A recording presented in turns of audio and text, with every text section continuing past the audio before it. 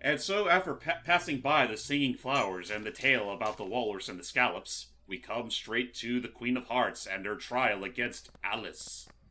I just got up to popcorn. Did I miss the tale about the walrus and the scallops? Oh, Logan, the time has come to talk about many things. Damn. But sadly not of cabbages and kings. Also, again, to this game's credit, they did pull whoever they could that was alive, and one of those was Juliette Belmont as Alice. Mm-hmm. Yeah. This girl is the culprit. There's no doubt. But I don't believe it's the same Red Queen. Oh, definitely. No, I don't think so. It's Tress McNeil. Yeah, she did a good job as the Red Queen. Well, have you anything to say in your defense? The king is no longer with us. Yeah, Let's just say that he's been let go. Honestly, a lot of the characters from the movie you don't really see here. Like, you don't even see the Mad Hatter or March Hare. Kinda? Well, you don't see them, like, fully, like you do with Alice here. Oh yeah, so one thing that this game touches upon and no other game really bothers to is apparently that, you know, Donald the Goofy have a code of conduct to follow, and that we shouldn't really meddle in the affairs of other worlds. And I understand the necessity for that rule, because it's almost like time travel, like, oh, you shouldn't try to... Wait, theft of your heart? That couldn't have been her. What? And they're like, what are you doing? Can I just say that, like, the transition between, like, the fully detailed models and the models is definitely the most apparent with characters like the Queen. Because, like, whenever, in some cutscenes, she's just about as expressive as she is in the movie, you know, like how she is right here. And then when it gets to the model, it's, like, painfully obvious. She looks very nonplussed over there, like, I mean, for the sake of the game, like, the sake of gameplay stuff like this, I can understand going for the I mean, that's mostly a byproduct of, you know, Square's previous game, which was Final Fantasy X. But, like, with the expressive stuff, well, obviously they have to mostly do that for cutscenes because it takes a little, you know, more detail to animate. No, I'm just saying, like, when you to process at the same time. Well, I just mean, like, there will also be some characters who will never be voiced and will only talk through the text bubbles, like Monsieur Cheshire Cat here, who... surprisingly, they did not have Jim Cummings do any voice lines for him. Come to think of it, is Jim even in the first game? Yeah, he is, because remember the Pooh World. Yeah, there's still going to be Winnie the Pooh World and stuff later. That's true. So, Cheshire Cat being as vague and ominous as ever... he may have an inkling as to who were the real culprits behind stealing the Queen's heart. Actually, what's funny is that, like, in the manga, wasn't he approached to be a part of the villain council, but turned it down? I honestly don't remember. I'll be honest, I didn't actually read the Kingdom Hearts manga all that well. I just know, like, select, like, panels and stuff. But, I mean, I guess you could see him as being he's definitely a chaotic element in the original movie. Oh, yeah, like, more neutral. Yeah, chaotic neutral, more than likely. Right. Can we trust him? I don't think we have enough. Yeah, I don't think we have. I don't think we have any choice. Decide. I think the writing does a decent enough job of fitting everyone's characters in. Oh yeah, welcome to the Lotus Forest. Mainly, and like what you just saw there, that's basically the best I can do to kind of replicate what James did with like Superstar Saga with skipping battles. So that's fair. Expect a good amount of crossfades as I, cut out battles or traveling with enemies we've already seen. But jump. This is the other main gimmick of this area is we have this grand Lotus Forest to explore with, again, size, puzzles, and these boxes are the evidence boxes we need. Footprints? Don't ask me how that works. Well, it's Wonderland. Just catalog. I mean, I could just imagine they literally pull a literal footprint, kind of like you would in a typical, Disney cartoon or whatever. Right. Yeah. Oh, okay, and I guess as far as giving these flowers the items they want, will give us little goodies. I guess that's another thing I guess to talk about is that he wants a potion. As far as how this game treats items and balancing in and out of combat, the way it works is whenever our command box there is blue, I guess, to better say, whenever our command box is red, nice, scan is very useful, lets us see enemy health. Good. It's funny, it's amazing how much we take that sort of ability for granted, because, most other action RPGs or whatever usually just let you see the enemy's health, like, right then and there. Mm-hmm. Right, and then Paper Mario does, like, that tattle thing you gotta do, and I can't make this jump, hang on. There is a badge that pretty much alleviates that. Right. Right, yeah. But But it does help. Another one. It does help being able to see enemies like health bars because I think it lets you better strategize like what attack to use, knowing how much health they have. Oh, of course. Like I'd hate to use a nuke spell when I only got like 2 HP left. Oh yeah, no, anyway. there's a solid enough reason why most games of the type these days don't even bother just locking it down to either an experience threshold or it's too big to eat. Yeah. So trying to think what else to think about. Okay, so with the whenever our command box is in red like that, if we were to hit pause, we would just see. Pause menu. Yeah, you're Not in a pause combat. menu, just Well, a you wouldn't even straight see- up pause because you're in the middle of the action. And, well, in the middle of the action, you don't want to. The game doesn't want you to go cheating the system like that.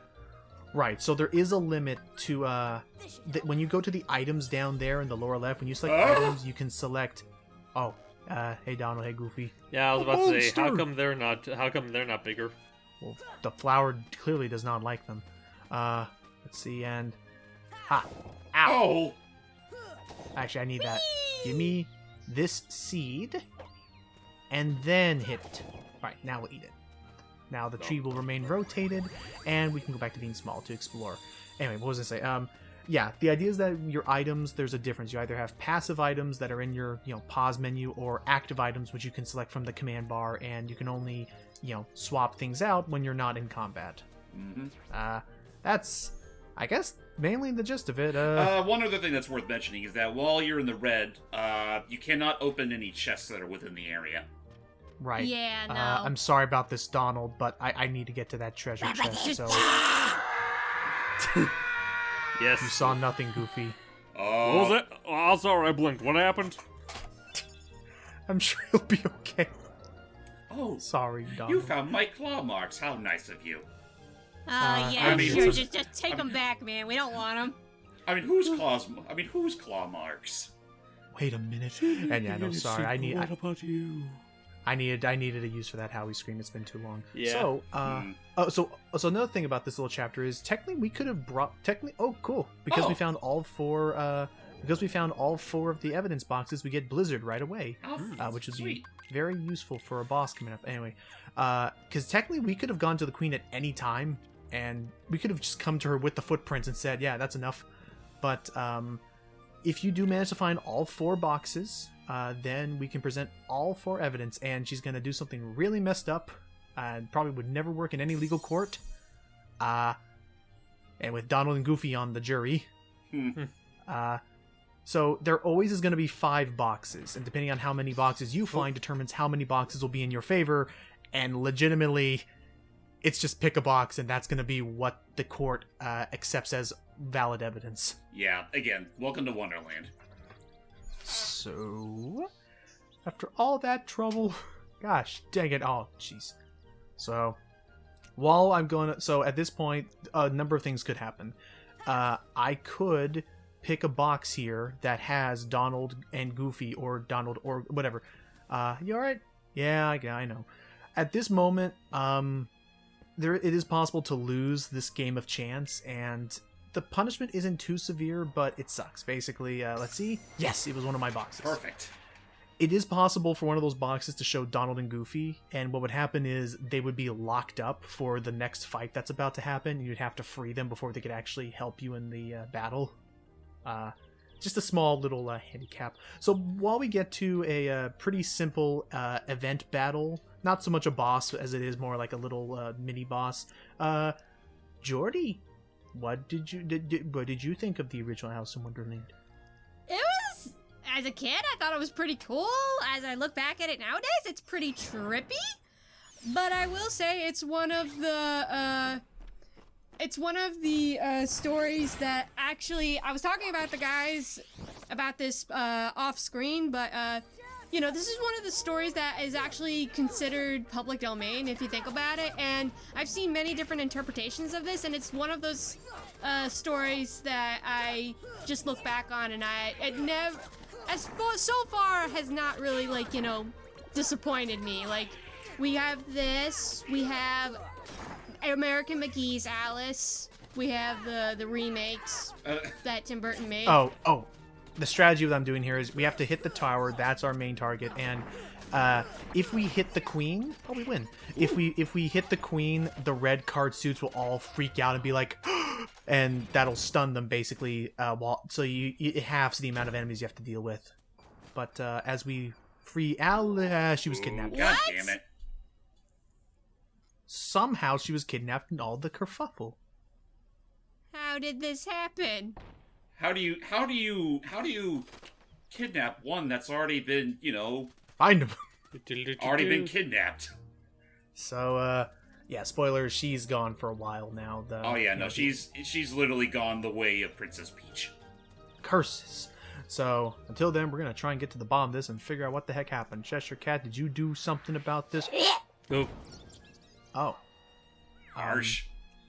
Well, it's about time that flower passed that stone.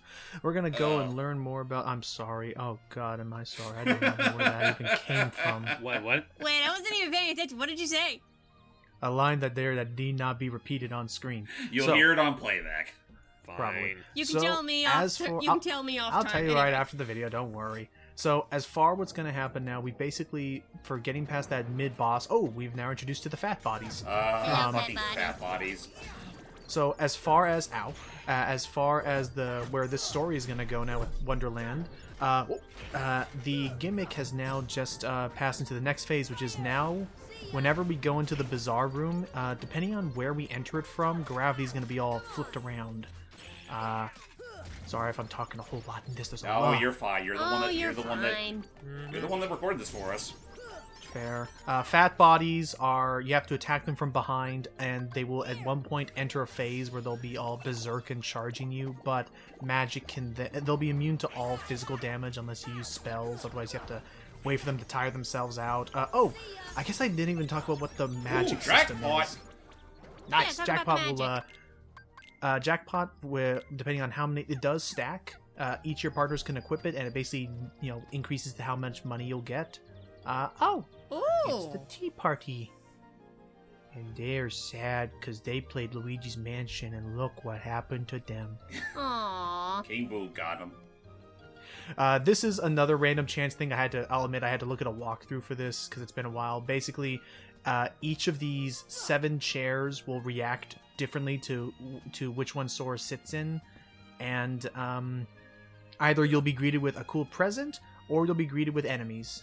So I'll pick all the ones that give me items first. Oh. And depending on what you do, they'll either look happy or they'll look shocked because of enemies appearing. So I'll get all the items I can first. Yay! Nope.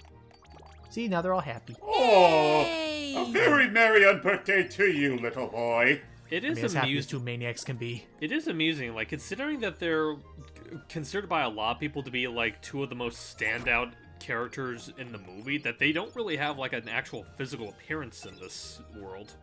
I mean, to be fair, there's really not much they can do in this scenario. Right. Yeah. I think this one's okay. Oh, Yep, more items. Good. or good. magic. Okay, yeah, so how the magic system works. So you notice how I'm picking up these magic bubbles. There's like a little red meter that fills up along my blue magic. Is that red? That looks more yellow to me. Or yellow oranges. Okay, I'll trigger the enemies now. It's the cake. Ooh, the cake was indeed a lie. And battle time. Now they're all panicky. Oh, dear me! I'm not one for violence. So the way magic works in Kingdom Hearts 1 is that this game actually, like, despite all the bars and all the large amounts of stuff to work with, and oh wow, now the room's upside down. How did Anyway, that happen? I know that reference to that poem. We need to light up. We need to turn on the lights, and then that'll trigger the final boss of this area. Moving on. which we'll need with magic.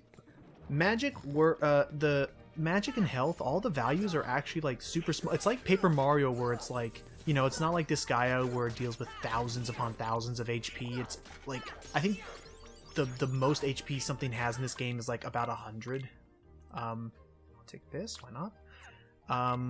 So all spells in this game either cost like 1 to 2 to 3 magic, and the way it works is it's like a chain system. So if I want to get 1 point of magic, I have to fill that orange bar all the way to the top of one of the blue bars. So how to put it? It's like it's easy to get 1 MP, but it takes a little bit more to get 2 MP because you have to fill up a whole nother charge. But the good news is that similar to how Jak and Daxter treats its health system, where you could have 50 green eco points, that way if you took a hit, it would automatically refill, is I can fill up that yellow bar all the way along the arc. That way I basically get a free, magic point if I used it or something to that effect. I don't know.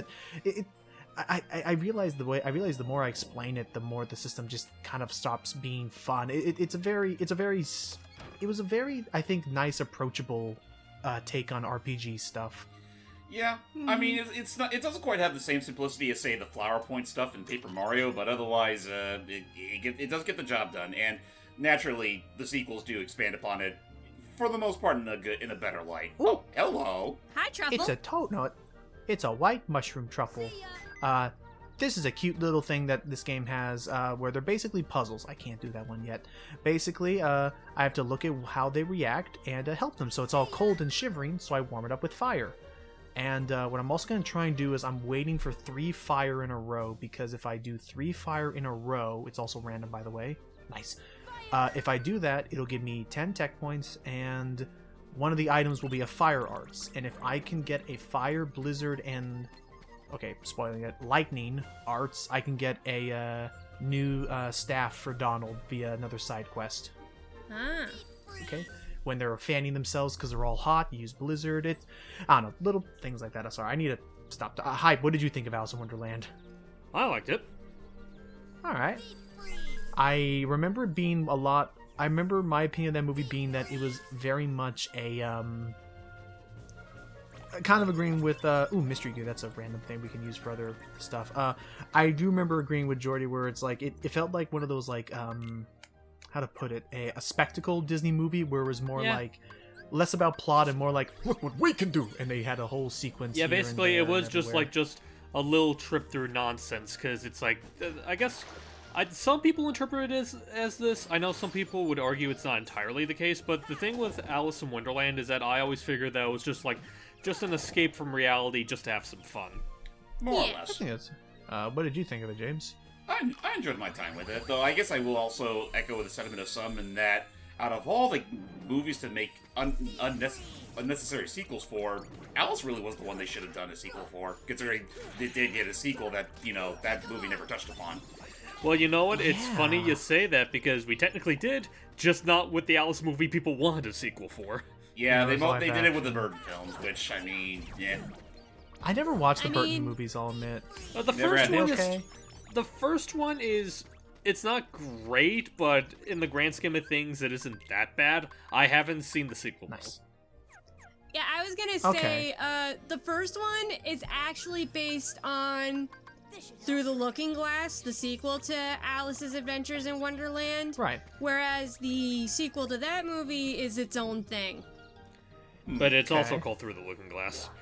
I know I am also looking forward to whatever, prequel, sequel is going to happen with the American McGee stuff, because I think that is still, say what you will, but I still think they had a creative look at the, the mythos Oh, and all the some characters in that Dalmatians. world.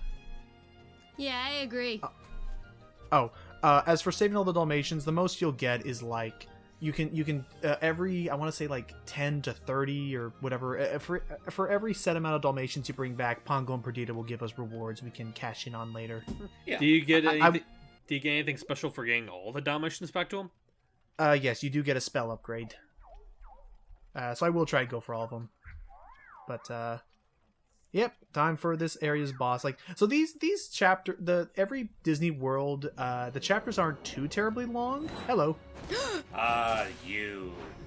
the I mean, trickster. here he can be a bit of a threat, but is otherwise not too bad of a boss fight. I so fucking hate his fight in Chain of Memories. Oh, it's ridiculously annoying because of this one gimmick is that the main place we attack him is way too tall. Also, may I just add on, like, for the sake of Final Mix, they made him so pink! Yeah, I don't like his color Reminds me scheme nothing in of the this. hunt. But yeah, so Well, it's it does annoying match the decor because of the room. He's very tall, and that's why chain memory sucks, because you have to like do certain things to get him to either be stunned or keep the table up, and it's annoying. But They should have called him the Tall Man.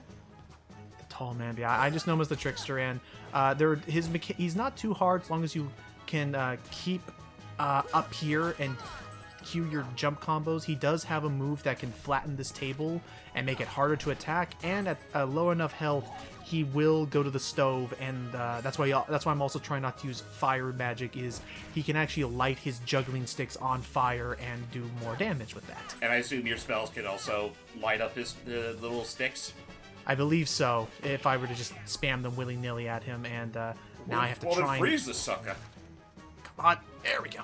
Yeah, again, platforming this game is a little bit of a mess. Again, it's still funny to me that, again, the third action RPG by Square to really utilize any sort of platforming, and this is the one that, it's the most obvious where they needed to touch it up a bit. Mm-hmm. I mean, I can't speak on behalf of Threads of Fate, because I honestly haven't played that one all that much. I just heard it is a very good, overlooked PS1 gem. My nostalgia is more for Brave Fencer Musashi, which, honestly, I said it before and I'll say it again. At some point or another, I would like to do for the channel, just because there's enough, wit to it, where I think it would be worth checking out. Okay. Oh, I wanna learn more about that game, same as I want to learn a lot about For Whom the Frog Bell Tolls. Oh yeah. Honestly, Honestly, if we were to do that game, I'd probably just go ahead and do it live, and maybe have one of you guys have a walkthrough on standby, just in case I get stuck on some of the more arbitrary parts. I mean, that's fair. Ow. Because that game mostly runs under a timing, like a day and night cycle mechanic, and certain events are tied to those days and or nights. It's right there. He just went to the stove, which is why now it's my turn to start using Blizzard Magic, because Blizzard Magic can put out the fire, and I have to be careful because he now has a projectile spell. Come on. I think it's a little I think, from what I remember hearing, the Blizzard spell in this game is more or less to be treated like a shotgun.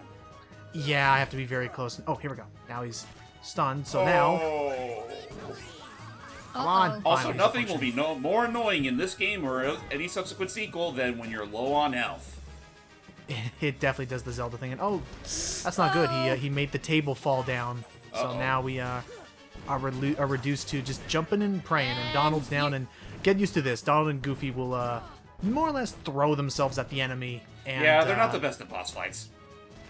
It's they're handy in a pinch, but hey, thank you. Better to just mind yourself. Unless you set their